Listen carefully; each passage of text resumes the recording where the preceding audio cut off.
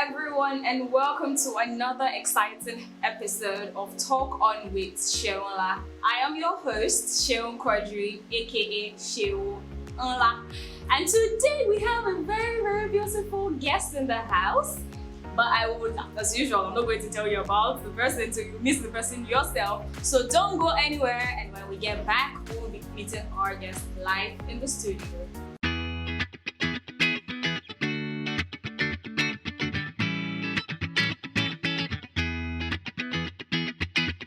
Welcome back from the break. So before I went on the break, I was telling you that we have a very, very amazing guest in the house. So I wouldn't talk too much as usual and let her introduce herself. So keep the drums rolling and we're here. Thank you. Hello, Miss Funmilayo. It's good to have you finally. So you're looking amazing. I love your smile, by the way. Thank you. So I would want you to actually let the people know who you are. So I would like to just briefly introduce yourself to people. Alright, I'm Funmilayo, shofoyeke. I'm a 26-year-old lady trying my hands on so many things all at the same time. Business, career, work, everything in life, just to make ends meet and to look radiant every side. So we're seeing the work here already. Awesome. So we have like a couple of questions to just get to know you and what you do better. So moving forward, we'd like to know, let's just go outside a bit and know, how was your growing up like? Okay, so my growing up, I really don't know how to describe, but I would say it was a mix of good and bad, you know. Not coming from a family with a silver spoon, but my parents actually knew what they wanted, yeah. So they wanted me to be the best version of myself. But they didn't have the funds as such. But they tried as much as possible to do their best. Oh, I want my daughter to be this, I want her to be that. And I'm the only daughter of my family. 3 kids, 2 boys, and I'm in the middle. So I came in as, oh, this is Remy Lepo, like she has to do everything for us. So I was trained well by my parents, I must say. But they didn't have the funds, so at some point, the funds came in and boom. I'm here. Yeah, awesome. So have you always been, okay, we have like the science field, arts and commercial, secondary school. Well, I never liked science until when I got to 300 level and I thought, okay, I think I want to be a medical doctor. And my parents said it's way too late. So I went into arts. I love arts actually. I love reading, I love interpreting stuffs, I love reading meanings to stuffs. I love language in general. So that's it, yeah. That's amazing. So growing up, you were not much of the science person? No, I never liked it. Most times when I stumble on chemistry or physics, I just have this headache from nowhere, trust me. I can relate. Yeah. I can relate. So, well, when it comes to reading, oh goodness, I'm super good at that. Yeah, so awesome. I could read from morning till night. Awesome. Stop. Yeah. That's really interesting. Yeah. Okay, so so far, how would you describe your career as? Like, what have you been doing? Are you a medical doctor now? Are you a writer now? Okay, so now I would say I'm a lecturer. I'm a lecturer of communications. I take English language, and I'm running my PhD program in English. So in the next, let's say, a couple of months, I should be a doctor. So now the medical doctor dream didn't come true, but as I have the title, yes, nice. I'll be a doctor. And what else do I do? I'm a writer. I've been writing since age 6. I wrote my first book at age 9, and this is my second book. Yeah, I wrote this at age 25.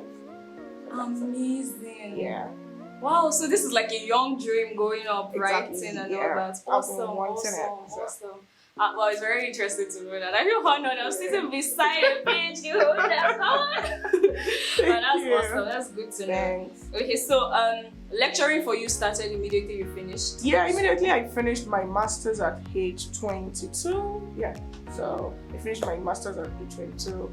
23, I got a job, and it's been fun, trust me. Meeting people way older than you are, trying to tell them, excuse me, you don't talk to me like that. I want that feeling. I want that feeling. And you meet people who are way younger, you meet people who are older than you, but they don't know what they want to do with themselves. And you just look at yourself like, wait, what's happening here? You are 22, you've done this with yourself, and you are so age, you don't know what you want to do with yourself. Is this happening here? So, but it's been fun, I must tell you. Amazing. It's cool to even see that people are actually diving into the lecturing aspects. Because nowadays, when you tell people, we need lecturers, I don't want to lecture, I don't want to go and stand. No, it's fun. It's fun. Yeah, Very serious. It's not stressful. It gives you time to do whatever you want to do. Maybe you go to school 3 times in a week. You just take who you want to take. Then boom, you're out. Maybe people start considering it's a very chill job. Yeah, take that mentality that lecturers are always mean. Because you're pretty nice. Almost lecturers are always like, life is not that hard. that's pretty interesting. Yeah. So okay, you said you are Miss Funmilayo. Yeah, so you're single or We're engaged. single. Nothing is. Okay, everybody. It's not like we're shooting shots, but she's single, yeah. and we want responsible young men. Thank you so much. Don't come and be etching our DNA here. That's amazing. Thank you. So how do you balance work with your personal life, knowing that, okay, as a young lecturer, you still need time for yourself. So how do you balance it? Okay, as it is, I have a lot on my table. You want to write papers, you want to write your book, you are thinking of something that is happening around you and you want to work around the year. So balancing work and you have other administrative work to do, it's stressful, let me tell you. It is really stressful, but grace is sufficient. Do you have time to like go out, hang out with friends and all that? I don't joke with that. Yeah. So you still have time for your Even if I have exams the following day and I feel I'm way too tensed, I just leave it and I go out to chill with my friends. Yeah. This is amazing. You hear some people who don't be, they're just like 20 something and they're acting all 50 something. I don't need it. I don't need that vibe. What I need in my life is let me act my age. Yeah. If you feel you're not comfortable with it, that's your business. But for me, I would enjoy life because I won't have to tell my kids that, when I was 22, when I was 23, I couldn't do this because of my profession. Why? Stories. Those are like stories that told. That was your life. Yeah, exactly. Oh, that's amazing. That's actually very cool mentality. So please, guys, create time for yourself. And see, she works, she writes books, she's a lecturer, and she still has time for her personal life. So I feel it's something we should actually consider balancing as we go on. Okay, so you said you have 2 books. You wrote one when you were 6. Yeah. And no, when I was 9. When you were 9. Yeah, I started writing when you were 6. So okay. So this is your second book, Fine Lines. Yeah. Guys, I got a free copy. But you guys are going to pay for your own. But this is a copy of how the book looks like. So I would want you to just run us through what is Fine Lines about. Alright. Let me start this way. Fine Lines is not just having a physical scar on your body, but it's about life challenges. Life comes, it throws a lot of shades at you, and it's how you accept it. It's the acceptability of those shades that define who you are. You know, you might be 10, but life must have thrown a lot at you, and not a 50-year-old man or a woman might not have experienced half of what you've experienced, you know. So talking about Fine Lines now, I had a lot of issues growing up. My eldest brother is autistic in nature, he's an autism patient, and I was left with the responsibility of taking care of my parents, taking care of my brother and my younger brother. And my elder brother has 2 kids and he's autistic, he does not have a job. So I need to put all my fingers into working, and I need to train those kids, yeah. Aside the fact that, okay, I know my parents will take care of them, but at the same time, I need to give them the best, you know. I think about my brother, I think about the struggles of my parents on, okay, these guys are really trying. My mom didn't give birth to us through the normal process. She had to go to CS. And I look at her scar all the time. So he did this 3 times just to have us. This is crazy, yeah? And the 4th time, she was battling with fibroids. And I was really worried for my mom. So you're going to go under the knife again just to survive. She said she has to do it. And she did that when she was in her 40s. And years later, I got to realize that I was not feeling comfortable too health-wise. Then I had to do a scan at 21. I got to realize that some nodes were growing inside of me. So I had my brother on the side dealing with that psychologically, because some guys will come to you and be like, oh, I know your brother. well, I will date you like that. What do you mean by you date me like that? If you want to date me, you date me. If you're not dating me, go. Life is not hard. You know. So you don't have to stigmatize me because I have an autistic brother. That's number one. Then number two, you think that okay, you're doing me a favor by dating. You're not doing me a favor. I'm not doing you a favor. That's the energy. So, and when I realized that I was not feeling too comfortable, everything was not going well with me health-wise, but I was not carrying it on my face. I was struggling with my health. It was serious work. Going to work and you realize that almost every day of the month you're menstruating. You're not comfortable, everything is down with you, but you just need to be a baby girl for yourself, you know? Yeah. So, at some point, when the doctor told me, Madam, you can't get pregnant, though, you know? So the best you can do is just to get rid of these fibroids. It was like a shock. Like, how like this? How will somebody just straight at my face that you can't get pregnant? I'm just 25, where do I start from? And I had to go through the surgery. Then I realized that on my bed when I was ill, I realized, okay, I think God wants me to do something. People are not talking about fibroids in Nigeria. People are not talking about autism. Why? It's not a bad omen. If you have a health challenge, especially with your reproductive system, speak up, let people help you. You don't have to go through the crooked ways to get things done. Do it the appropriate way. So I had to get a fine line. And meaning had to get the surgery done. So the surgery now is the fine line. Yeah. So, and I got to realize that it's not just having the surgery done now. It's about the recovery process. While recovering, a lot comes to your mind. Like, oh, God saved me. What actually happened? I could have died. A lot of people lost their lives, you know, during the surgery, but I survived it. What could have happened? Why does he love me so much? And I realized that it was not just the surgery now. He wanted me to pass a message across. And the message is, if you have a health challenge, the best you can do is speak up, let people help you. Go to the hospital, seek the right advice, and do the right thing at the right time. Don't do it when it is extremely late. Do it at the right time. And when you are going through challenges, be it financial challenge, educational challenge, all these challenges, they are life storms here. And it will look as if the whole thing is just making you go down. You keep drowning in the river, like you can never come out of it. But trust me, Nancy, you'll come out. There's always light at the end Yeah, of the tunnel. I tell you, you will come out. And one thing I realized that if you don't go through that rough patch, yeah, you won't come out as fine gold. You know, so you need to have that fine lines. Be rough, just be rough. Don't worry, it will come out smooth later. So by the time you come out, you go through the fire. So by the time you come out of the furnace, you has a fine gold, so pretty with the fine lines. So that's just it.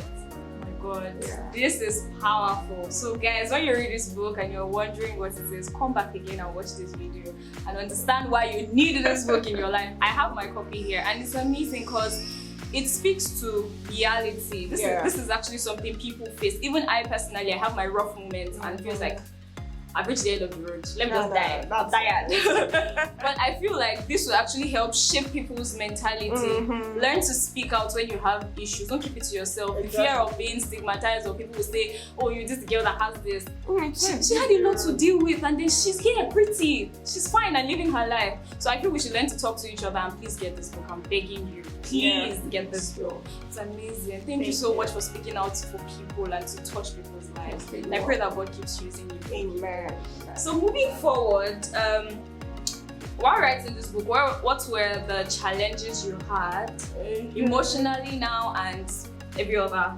Alright, so this book, let me tell you something very funny.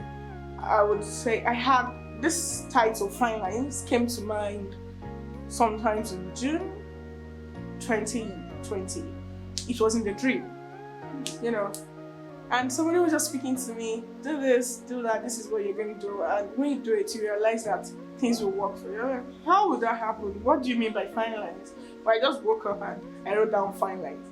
And I was just thinking, how do I write fine lines? what is a fine line? What do you mean by fine line? So I had to Google fine line. I got to realize that fine lines at stuff as a lady, you have some wrinkles on your face. That's a fine line. So you need some correctional stuffs to correct the fine lines. So how does that correlate to writing a story? I don't get it. So in August, when I had the surgery, when I was sleeping, something just told me, fine line. So the line you got is the fine one. So this is what you're going to talk about. So on the hospital bed, I wrote the book. Yeah, on the hospital bed, I wrote the book. I was home for 3 months. I couldn't go to work. I couldn't do anything. So I was just home, and I felt, okay, my brain is not sleeping with me, so let me just do something. Yeah. So I was just typing. I didn't write because I couldn't lift my hand so much. So I was just typing on my phone. So I typed the book on my phone. It didn't take me up to 3 days. I finished it. When you're gifted, you're gifted. My first book, I wrote my first book within 3 hours. Yeah. This is a gift. I accept this is a gift. Maybe. Wow. I congratulate you because I know like you're going places with this. In fact, you're already a star with this. I know so honored by your side. That's amazing. Thank you. But did you have moments when you were writing, you felt like, am I ready to come out? Am I ready to be out there? You had those moments? Yeah, it came. I felt, okay, am I ready to tell my story? Do I want people to read this? Will people not say, oh, why is she writing it? You know how people can be. So what's our business? Yeah, exactly. Yeah, but I got to realize that I needed to neglect those set of people. I needed to focus on the dream I had.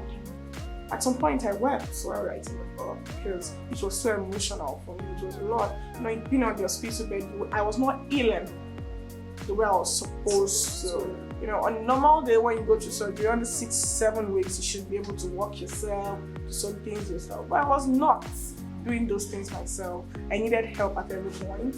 You know, I could not cook, I could not stand by myself, I could not walk alone, you know. So I felt, okay, will I continue my life like this? This is how I'm going to be? Will I go back to my normal self? And while writing, there's a particular chapter about my health brother. When I was writing it, I had to break down. You know, it's a whole lot. It's all encompassing because I had my struggles, that of my brother, my mom. You know, she's the one doing everything for us. Yeah, my dad is there, the support. Yeah, but my brothers, my mom, you know, combining everything with our work, our business, you know, it's fun anyway. It's just for you to have a story to tell. Amazing. So guys, I need you to go and read this book. I don't want her to tell you all about it so that you can read it, but then with a few things we've heard, I know there is magic in this, big time magic. So guys, please read this book. So just 2 more questions so that we can let people go and rush for the book. Exactly. So in about 5 years, where do you see yourself? Okay, so in the next 5 years, I see myself as a professor of English. Okay. Yes. Then 2, I see myself competing with the likes of Walisho. Yeah. That's a very beautiful and legit dream because it's going to happen. Yeah, and as regards my business, I see myself as She's one woman I look up to so much. A woman that started a business at age 25 and she's still a chairman of a bank. So a woman combining career and business and she's doing super well. Oh no, yeah. Everything is going to work out. I'm very confident. Yes, for now. Be paying money to talk to her. Let me just let you guys know. Exactly. Amazing. So finally, before we call it a day, but we'll still be having the game session. Yeah, no problem. But before that, before we go to the game section, I would want you to sell yourself to people in a minute. Let people know who you are and what you want them to do. Okay, so this is me, Funmilayo, shofoyeke. I want to sell myself good. So, I want people to know that there is nothing you can't do. Trust me.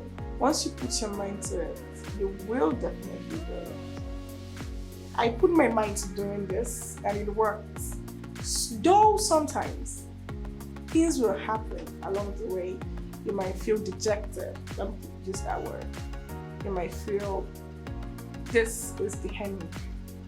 I'm not going to go hang with out. But at that point when you're thinking this is the end, believe you me, that is just the beginning. And once you put your mind at it and you believe in God, because I'm a strong believer of God, yeah. So you must put all your trust and faith in Him.